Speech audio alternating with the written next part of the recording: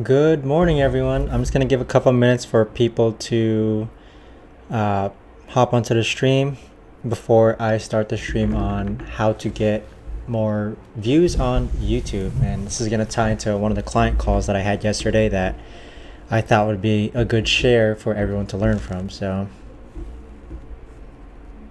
just give us just a couple minutes, all right, before I start. I mean, I'm not really good at how to promote when I'm about to stream to everyone, so let's see.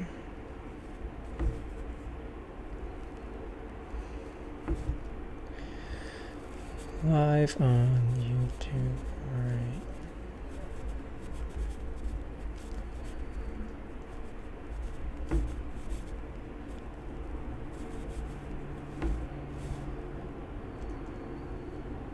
Okay.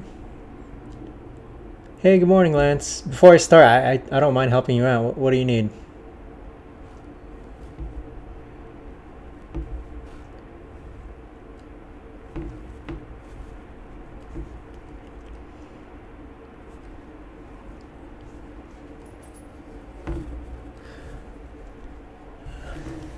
Alright, I'm gonna start this stream or the actual topic within about 30 seconds, just letting more people hop on.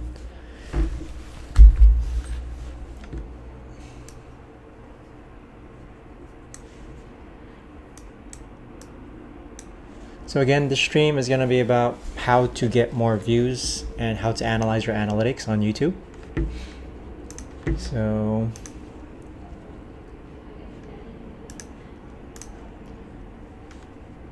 good morning, everyone. Welcome to the stream.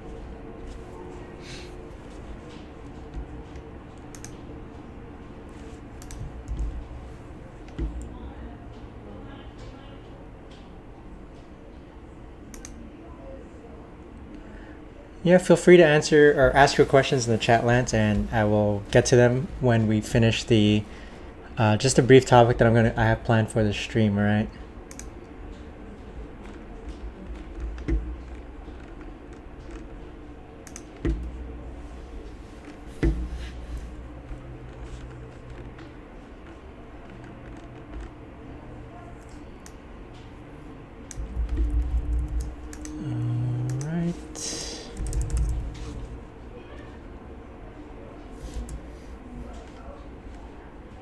So I'm just gonna give it about 30 more seconds before I begin, everyone. All right. I'm still setting up. Thanks for bearing with me. Streaming is still fairly new to me, but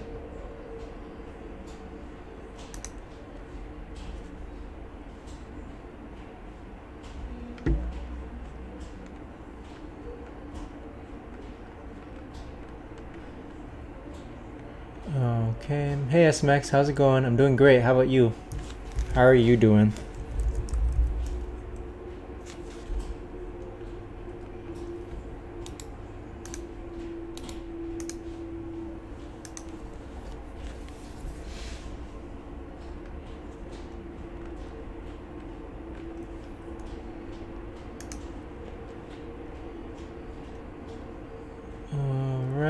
Just 2 more minutes, guys. I'm almost set up. So again, feel free to ask any questions that you have regarding YouTube.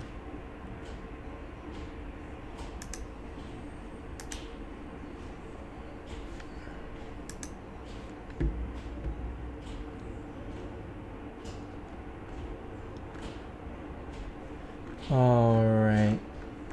So I'm just about ready. Okay, so again, good morning, everyone. Thanks for joining in. And so in this stream, I'm gonna talk about how to analyze your analytics, what's the correct way, especially for new YouTubers, to gain viewers and what they should be focusing on rather than jumping straight into focusing on things that matter down the road. So here on my screen I have just my personal YouTube channel. I'm just going to use this as the example, but actually I'll use a different YouTube channel as the example, my go-to example.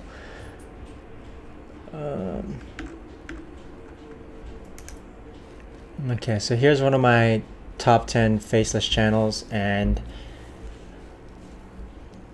I'm gonna go over how people should be analyzing their analytics and what they should know what to be focusing on, rather than jumping straight into, oh, I think my thumbnail isn't working. So the good thing about YouTube is that it's very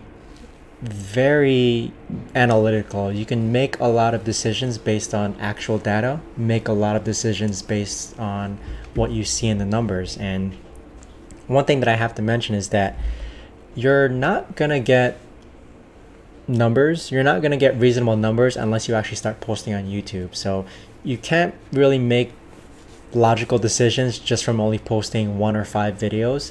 You really have to post a good amount of videos to be able to make reasonable decisions. So SMX, how to increase your impressions on videos. This conversation actually ties into that. That's the first thing I'm going to cover. And Devansh, how's it going? It's good to start bottom channel. Organic is always best, right? To simply put it. So every time you post videos, YouTube is like an experiment. You have to gather data. You have to post videos in order to gain data, and you won't be able to do that unless you post videos. So people who only post 1 or 5 videos, even less than 30, and then start making like big judgment calls of like how to switch your channel, that's not the correct way to go. You have to post a reasonable amount of YouTube videos and get a reasonable amount of data. So when you're on your YouTube studio, you click on analytics, and then you click on reach. This upside down pyramid, you see this here, impressions and how they led to watch time. Let me drag it over. This upside down pyramid here, this is the key to what you should be focusing on for YouTube. This is absolutely key. It's the most, think of this as like a checklist. You know, there's 3 main points that you have to focus on YouTube, and this works as a checklist hierarchy.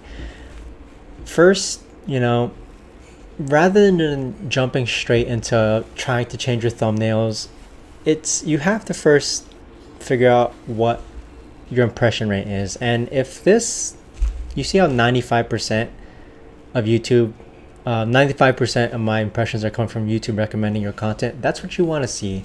You want to see an enormous impression rate, and you want to see this number as close to 100% as possible. And for everyone listening, impressions is every time someone just glances at your video, even just comes across it. So to kind of put it, every time I type in youtube.com,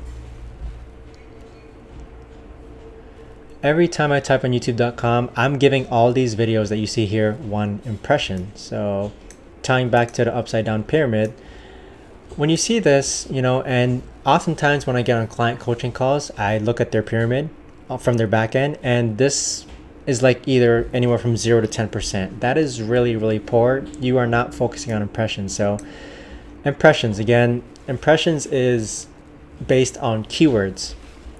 So again, recall how I said this upside down pyramid.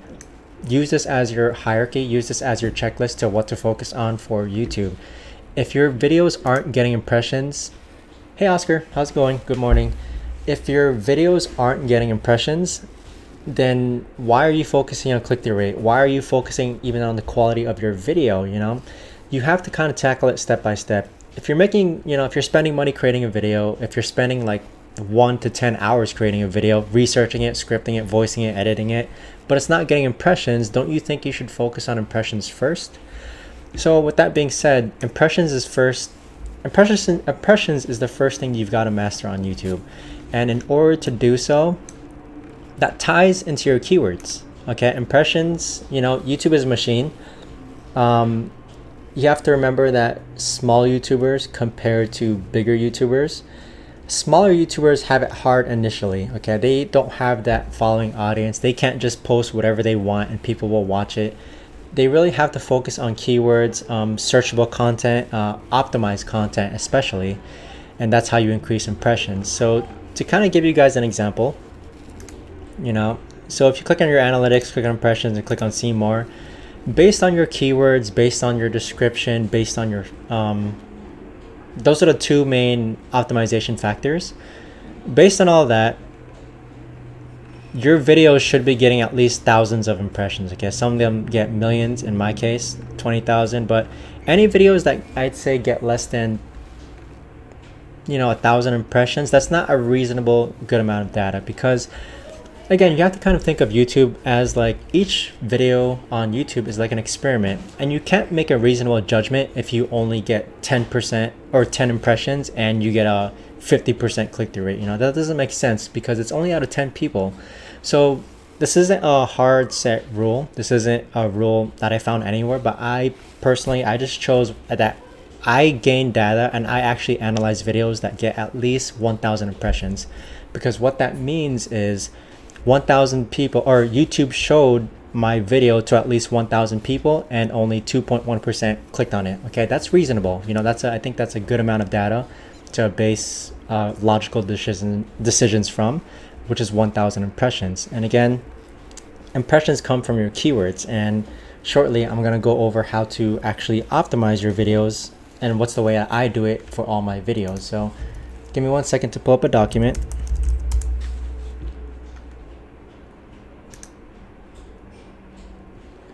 Give me 1 second to pull up a document, all right?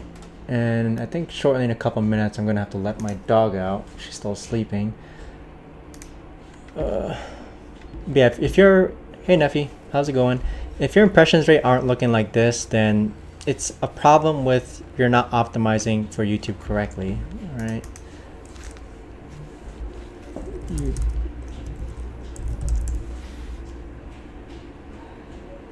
Sorry guys, I'm just pulling a reference document for everyone to see and then base off of. Okay, so here it is.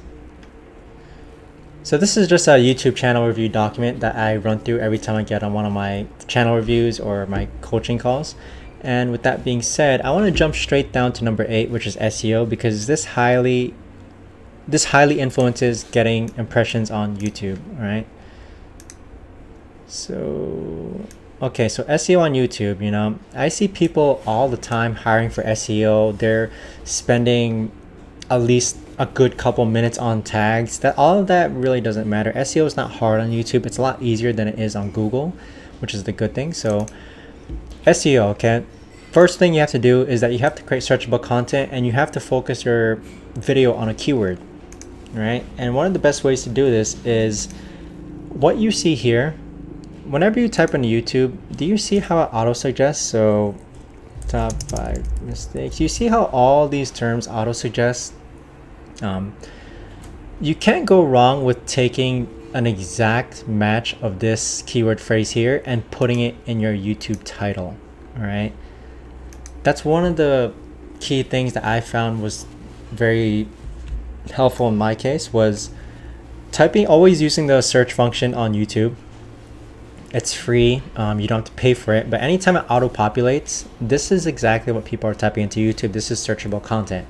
Now if you start typing and then you see how it cuts off and goes ... that means people aren't typing this exact phrase. So let's actually use a real word. Okay, see how it doesn't complete the entire long tail keyword? That means that people aren't searching for this, but everything else here, this is what people are searching for. This is what people are literally typing into YouTube. So you should take these phrases and use it to be the exact match of whatever you title your videos onto here. I've noticed that when I stream, my internet actually lags, so sorry about that. Okay, so tying into that, that's the key thing you can do first to improve the optimization for your videos. It's a very easy thing to do, which is to use the search function. Type in your topic or idea of a title and see what auto populates. So let's pretend that you want to know what are the best cameras out there. So you would type in, or you're gonna make a video on best cameras out there. So you would type in best camera, and these are all potential topic titles. Okay.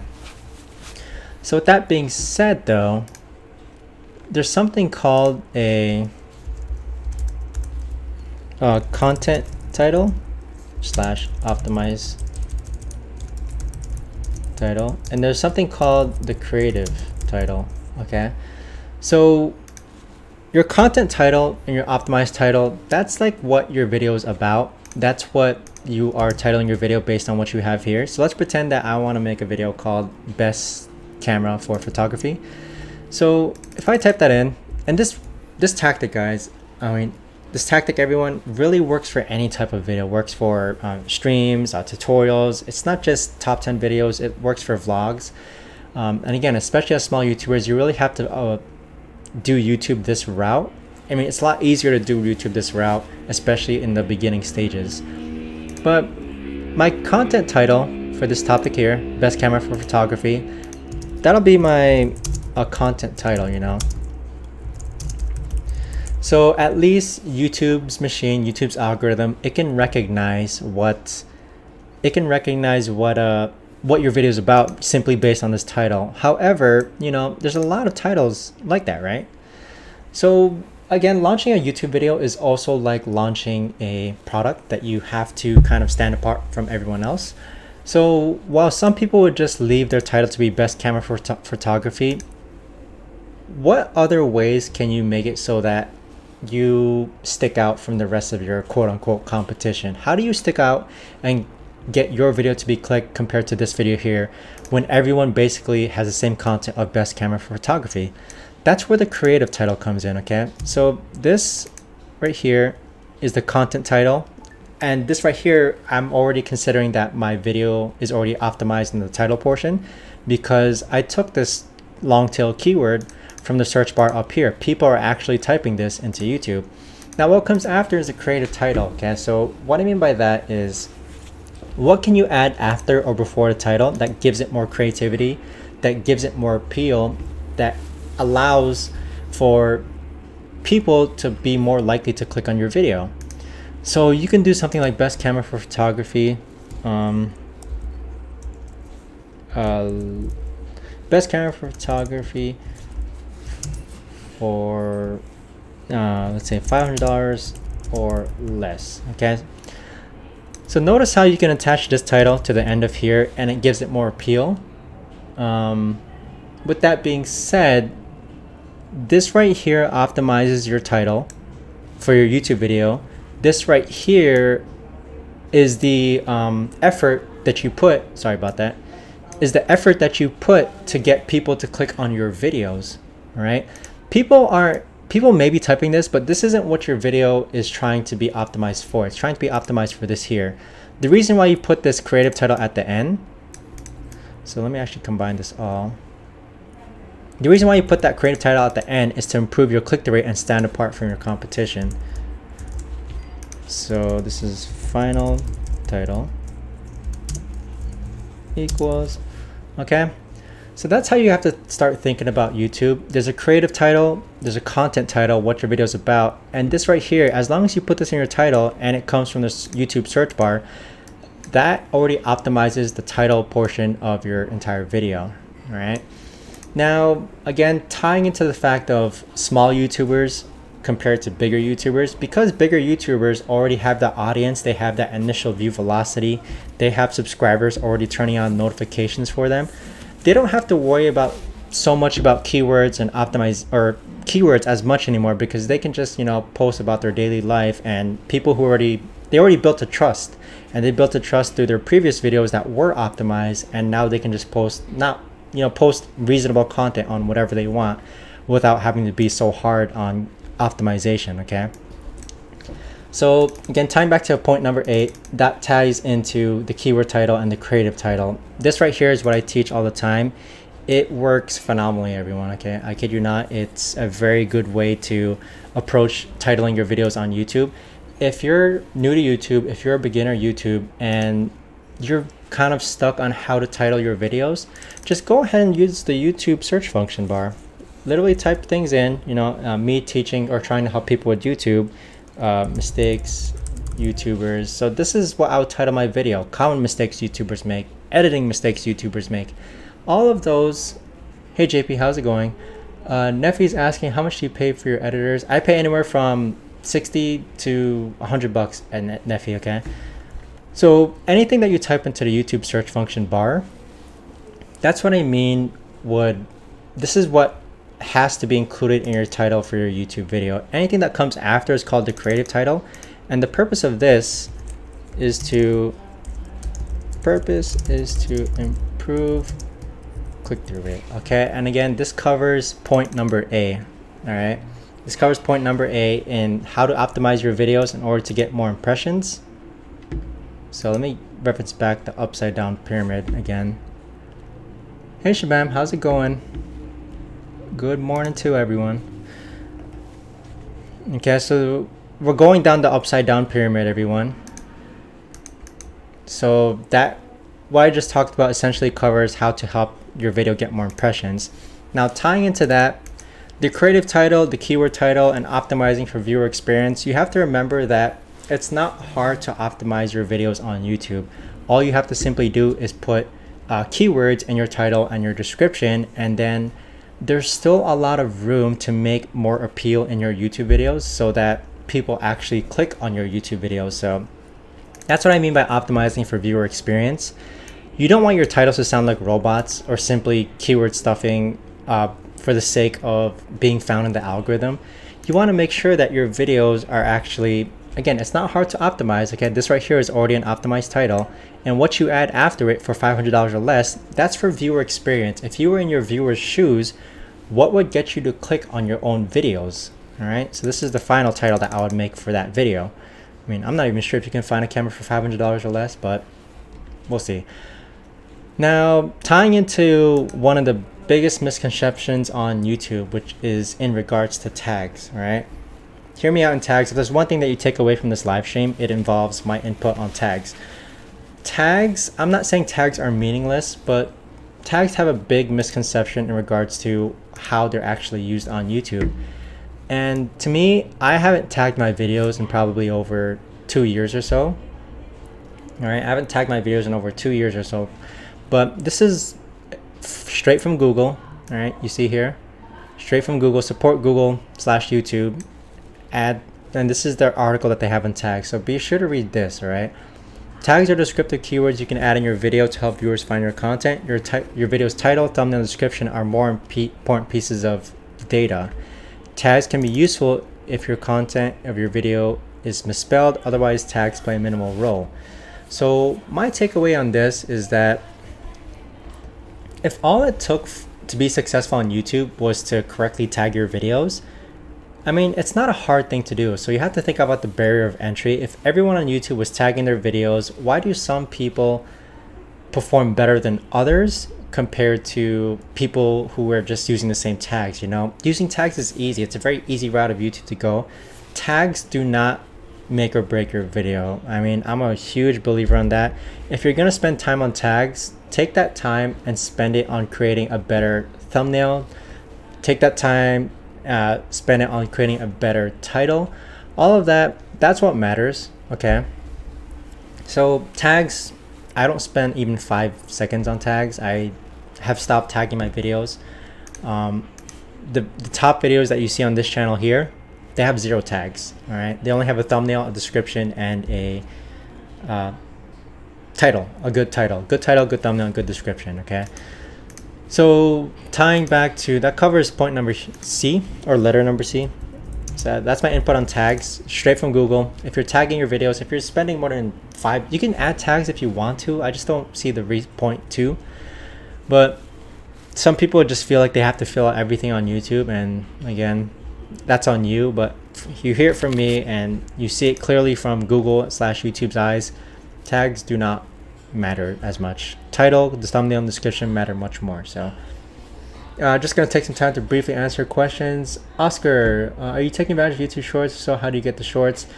I have experience with YouTube Shorts, Oscar, and I only like doing it if you create original content. Simply taking shorts from TikTok or Instagram and re-uploading it to your YouTube, you are going to get copyright strike. You are going to get copyright infringe. It can lead to a lot of issues with your channel. So if you're going to do shorts, create original content. I do find them very helpful. Literally just creating shorts.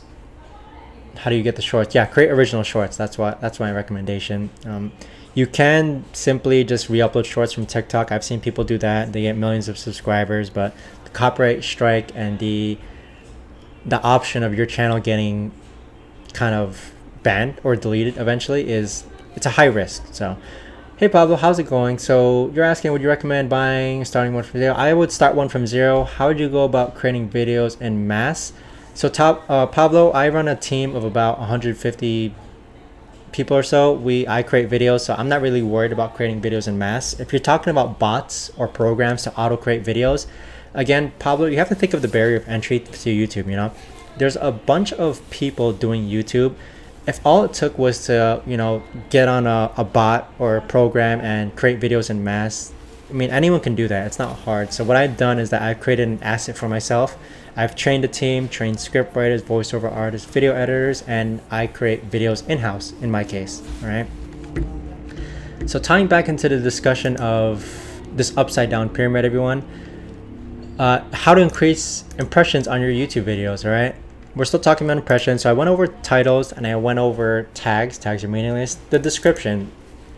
It's not hard to write a description. Description is just 100 to 150 words regarding what your video is actually about. And don't miss out on your description. Descriptions are a very good place to seamlessly input more keywords for your video to be found. So I have a description writer in my case where he writes a 150 word based on the title. So the content was how to appear there. Okay, I'll cover these questions shortly, right? And then, so with that being said though, 100 to 150 word description, don't overcomplicate it. If your video is about, best camera for photography, write 100 to 150 words regarding what your video is about, And so with that being said, impressions, okay? Now, SMX is asking you a good question. Your viral video didn't come from search results. So this right here, optimizing your video, SMX, its main focus isn't to get into the search results. Okay, so let me rephrase that.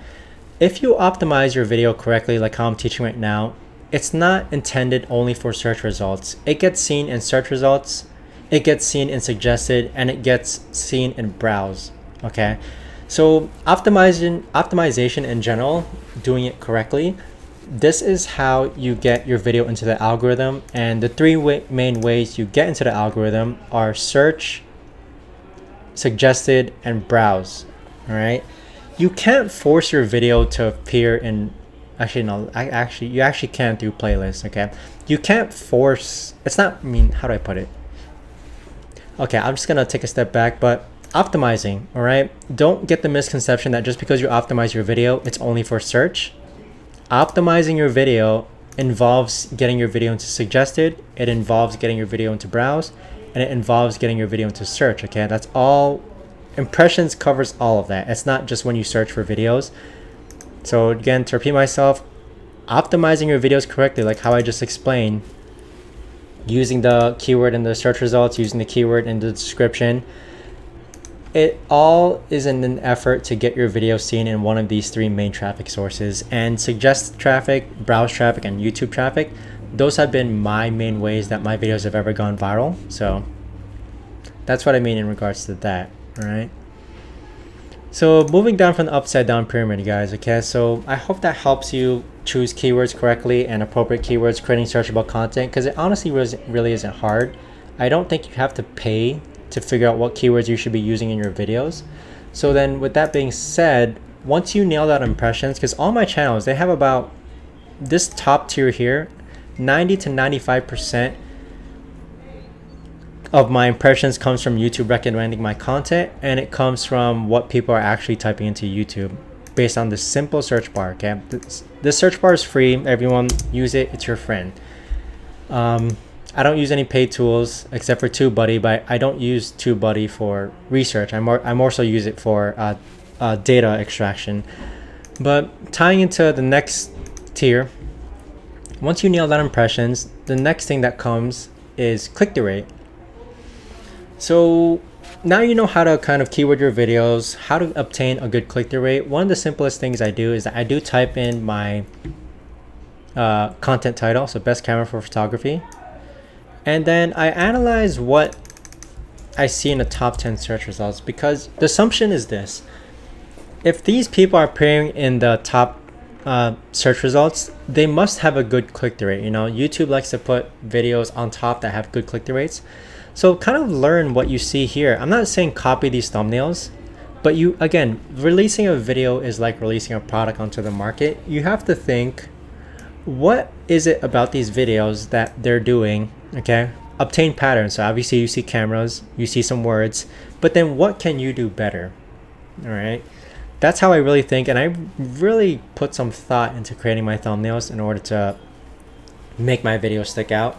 And I kid you not, if it took an extra 30 minutes to think about a thumbnail, and that extra 30 minutes is what it took to get that video to get, you know, 1 million views, that 30 minutes is well paid off. Okay, so that's why you kind of have to think, each video that you ever post, if you truly believe in its quality, you truly believe that it's a good video, then why wouldn't you spend a good amount of time creating a good thumbnail for it, creating a good title for it?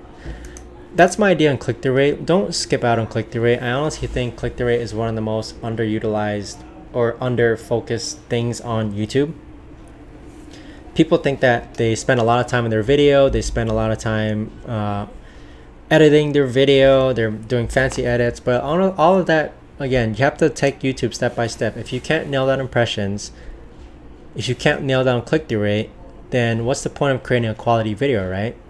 So with that being said, click-through rate, it's very important. It comes down to analyzing your quote-unquote competition's other click-through rates, seeing what videos in the top 10 search results have worked before, and then trying to be as creative yourself in terms of what can you do to stick out from all of these videos who are posting a similar topic to yours. What can you do to make it so that your video gets clicks over theirs? All right, so that's why my spiel on click-through rate. If you have any questions about it, please feel free to let me know. And now let's see. Okay, so you've nailed out impressions, you've nailed down your click-through rate. Again, YouTube is like a checklist, you know, you have to do one at a time. Once people are clicking on your video, that's when you start analyzing average viewer duration, and that's when you actually start worrying about the quality or content of your video.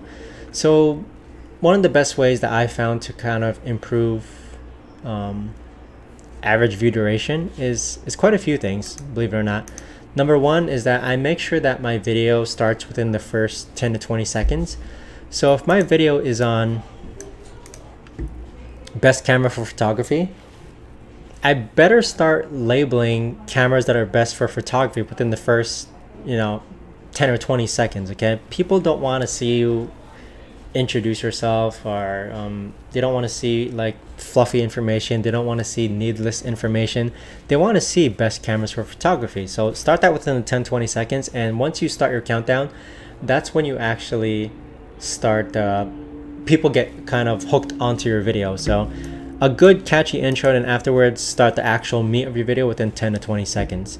Another thing I've noticed is that when you ask people to subscribe, subscribing nowadays is it's not a secret thing anymore. People know how to subscribe. They know every single video that they probably watch asks them to subscribe. So I do believe in asking people to subscribe, but don't spend 15 seconds asking people to subscribe. And the same thing on top of that, don't spend 15 seconds also showing a cool flashy intro for your videos. I do believe in brandability. I do believe in asking people to subscribe, but there's a right way to do it so that it doesn't affect average viewer duration. And the right way to do it is that if you're going to include an intro or like a brandable intro, just make it 2 or 3 seconds long. People aren't clicking on best camera for photography to see your 15-20 second long intro. Just make it 2 to 3 seconds long. And in order to ask people to subscribe, the best way to do it is that you actually don't take time to ask people to subscribe. So what you would do is that, let's click on this video here. Let's click on this video here. And so, okay, so you know how sometimes when you watch YouTube videos and a bottom left-hand corner, like subscribe and turn on notifications appears?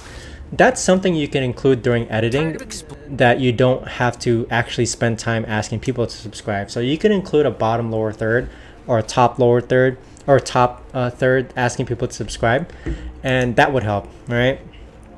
Another thing I've noticed is now more uniquely, in order to improve your average viewer duration, actually check why people are dropping off. So if you click on engagement and you scroll down, what I do probably once a quarter is that I look at this here. I look at the intro and I see which videos people have still been watching. Okay, so these, I find patterns. YouTube is really good at patterns and finding patterns in your top 5 above typical intros. So I look at what my team did here that separates from my team down here. So I look at this tab. This tab here means what percent of viewers are still watching your video around the 30-second mark. So the top 5 videos here, about 73% of viewers are still watching at the 30-second mark. That's really good, okay? Same thing here, but now down here, 48% of viewers were still watching at the 30-second mark. So that means I had a 50% drop off even within the first 30 seconds, which is really poor. So what I would do is that I would click on here, click on this video, watch the intro. I would click on this video, watch the intro, click on this video, watch the intro. But then I would click on here and see, why is there a huge dip here? And then I would analyze that. So this is how you improve the quality of your video very, very logically, compared to just thinking why people are dropping off. Okay, use this. Like I said, YouTube is very analytical, which is why I think it's the best social media platform. So intro, you have one here. Top moments shows you parts of your video in which people actually just kept on watching. So I use this a lot. Now spikes are, because this is a story niche, people don't usually log into, because this video is on stories, people don't usually go back and re-watch a part. That's more so What's up, guys? in my opinion, that's more so in my opinion for informational videos or crazy things that happen in a video. But because it's a story, people aren't usually backtracking and rewatching a part in my video, and that's because of the niche. Okay, but spikes, what that means is spikes appear when more viewers are watching or rewatching or sharing moments of your video. Okay, so you know how you can copy a YouTube video by timestamp, or you can kind of rewind a video. That's what spikes mean. So I don't really get that often, just because again, this is stories. In another niche, you'll probably see a lot of spikes. Now dips is the bad thing, but at the same time, sorry, excuse me everyone, dips is usually the bad metric, but it's still something that you really have to consider. Dips is when people are watching your video, but then all of a sudden there's a huge dip on the drop off. So what you would do is that you would click on dips and find out, why are people dropping off at that specific point, and how can I prevent that from happening in the future video. So because I have no dips, that's good. And again, I think I have no dips just because I have a story niche channel. Now that's about all my spiel is for kind of the whole summary of YouTube in terms of what you should be focusing on. First thing is impressions, second thing is click-through rate, and then the third thing is average viewer duration. So now with that being said, I have about 15 minutes to answer anyone's questions regarding what I went over, anything related to YouTube, so please feel free to ask. Okay, so Oscar's asking, which apps or software do you use to manage the entire team? Oscar, I've went from Trello. I used to use Trello to manage my team, and then I went on Notion to manage my whole team. And now I've actually created my own software called Task Force. It's not available to the public yet. It's probably going to be done by December, but I've been working with it for over a year. I now have my own in-house integrated software that makes my business run very seamlessly in client management, posting videos, creating videos, optimizing videos. Shabam is asking, how do you organize your video content? So I can show you guys one of my old Notion boards of what that looks like. Give me a second.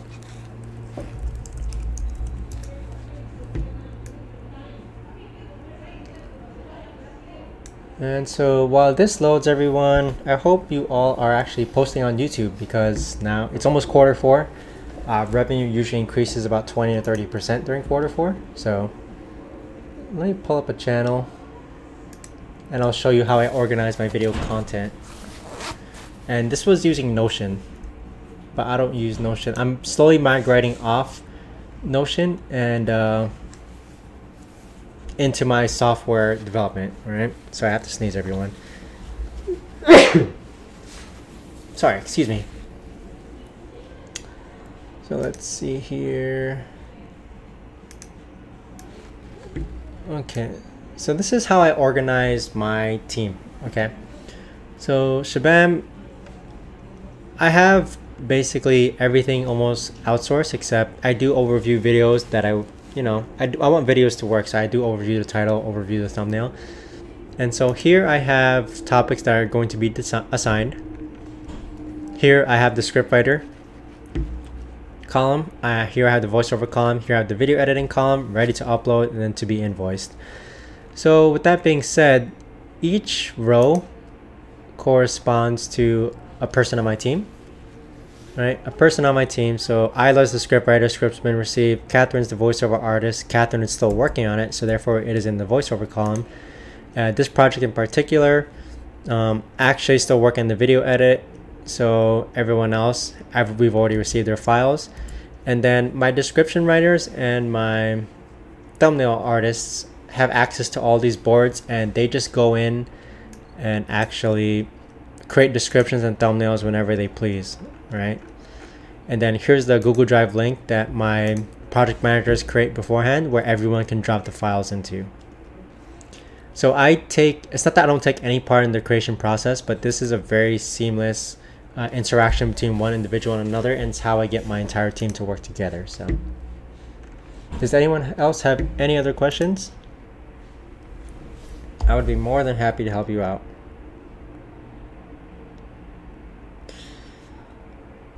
One thing I do want to mention is thank you all for tuning in. What I've noticed is that I likely will start streaming less, but I probably will post more videos, and that's simply because I noticed that there's not a lot of people who can tune into these live streams. But I'll probably cut it down from 4 streams a week to possibly 2 streams a week, so that I can still answer questions live for people. So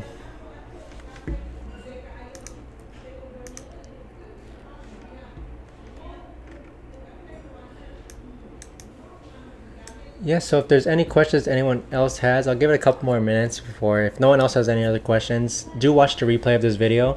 I think I went over something that will help clear up the minds of a lot of new or small YouTubers. Very valuable information in my opinion. I mean, it's what I do to really grow, analyze my business. So yeah, no problem, Oscar. No problem at all.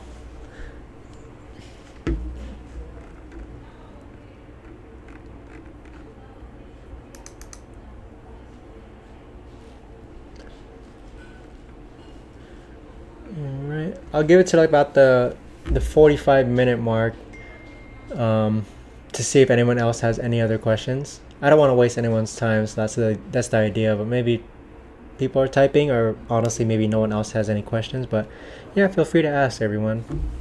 Always more than happy to help. Anything in regards to YouTube, I've always tried to do YouTube in a very analytical approach. I've always tried to do YouTube in a very outsourceable, scalable approach. So that's what I'm good at. So no problem, Shabam. Happy to help. So Oscar is asking, do you always put the scriptwriter first when creating videos? Technically, Oscar, the first thing that comes, so 90% of the time, I'm usually the one who comes up with the topic.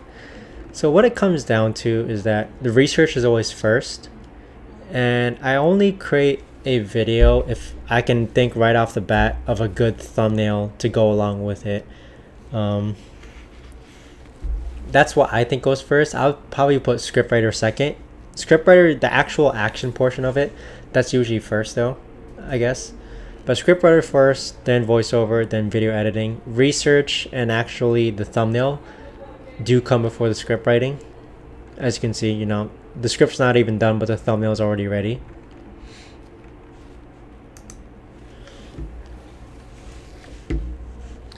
So yeah,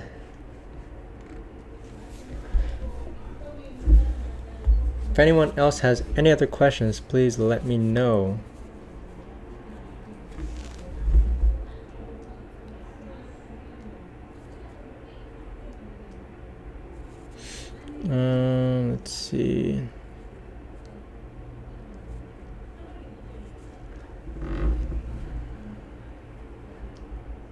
Hey Finance Catch, how's it going? So no problem. I actually did go over this, but again, no problem at all. With that being said, Finance Catch, the way I do it is that my description, my keyword optimized description. So let me actually pull that up. My description is usually only 100 to 150 words, but the longer the better. You can't really hurt yourself with writing a keyword description, keyword rich, logical description. What you shouldn't do though is that you shouldn't keyword stuff your videos though, or your descriptions though. So what I mean by keyword stuff is that you can't write photography, you can't write camera, you can't just do like that, like comma, word, comma, word, comma, word. All right. So how long your description should be, 100 to 150 words, no keyword stuffing. And do tags actually work? Based on this here, this is what I briefly explained here earlier in the video. Tags are descriptive words where you can add to your video, help viewers find your content.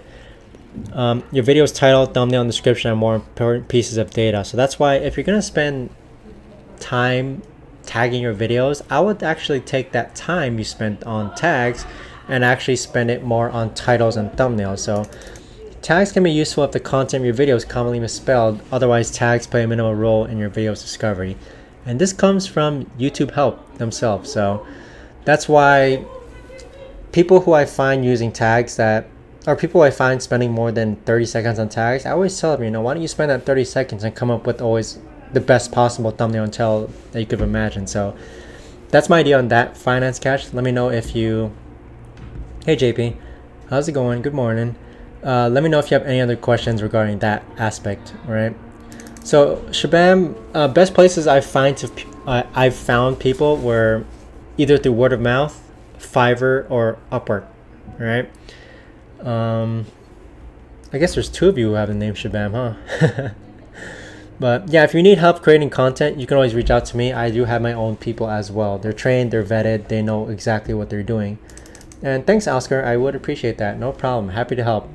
Shabam number 2 is asking, how many YouTube channels are you managing right now? Right now, I am managing about 150 plus YouTube channels. So we do the uploads, creation,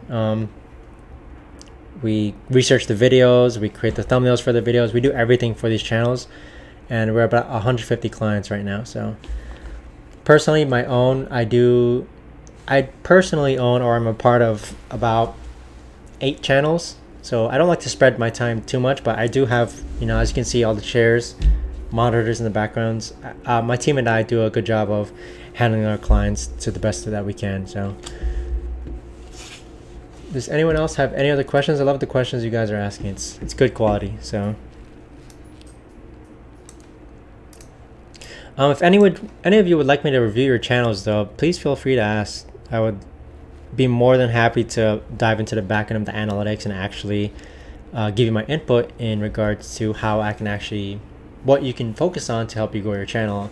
I've helped a countless number of people grow their YouTube channels to much success, like creating thousands of dollars in revenue. So what I do now for these live streams, it's for free, happy to always help provide value. But at the same time, if you genuinely want my help, I can help you out. So feel free to ask anytime.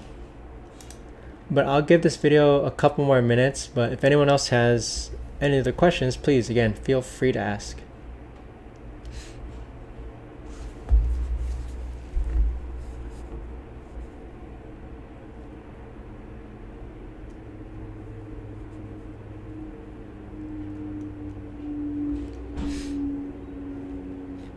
Welcome everyone who just joined to the live stream. We just ended the content that I went over, but right now we're just at the Q&A portion. I'll be here to answer any questions that anyone has while I just continue working, right? But for everyone else who doesn't have any questions, thank you, and thank you so much for tuning in.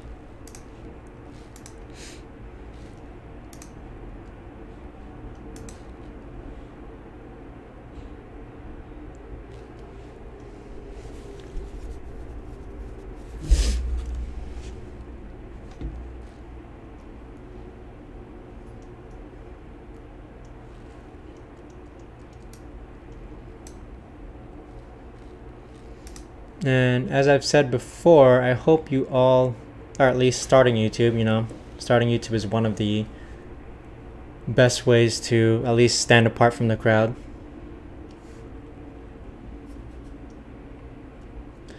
Hey Oscar, how's it going again? So I heard you're going to update your course. So the last update I did was a couple months ago, and that was pretty standard, or it's pretty still up to date.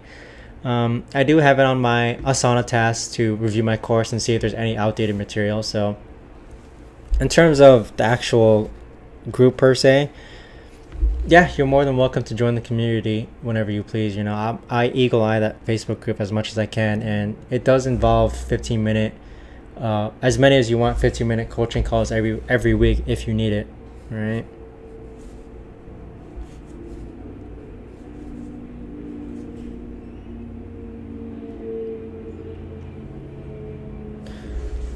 Alright, but does anyone else have any other questions before I conclude this stream? Thank you again, everyone, for tuning in. Appreciate it. But next week I'll probably cut it down to about 2 streams a week, so that's more scarce. Hopefully more people will join. And with that being said, I will be releasing more YouTube content to help everyone out though. So aside from that, I guess that's where we will call it, everyone. So thanks so much, everyone, for tuning in, and I'll see you around, and hope you all have a good day, right? So SMX, I'll actually message you in regards to the channel review, all right? With that being said, though, I do have to head out, okay? Thanks for tuning in, though.